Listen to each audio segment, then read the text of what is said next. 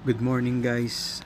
Ito pala yung orchard fruit ko na makikita yung apple, plum, red pears, nectarine, ah, at ito papakita ko sa inyo ang malaking apple ko na.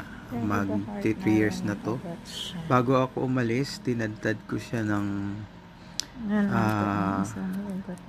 air layering kasi sayang din naman na puputulin ko lang din siya ititrim. Kaya ang ginawa ko, yung mga branches na maliliit, ginawa ko ng air layering. At yung iba, ayan, may mga bagong sanga na.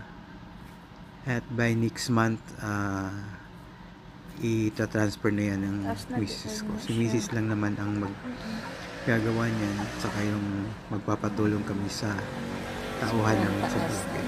Kasi mahirap yan. Ayan, taas na po niya. Napubulaklak na yan, heart. At maganda na po yung tubo ng kasi nakikita na yung mga ugat.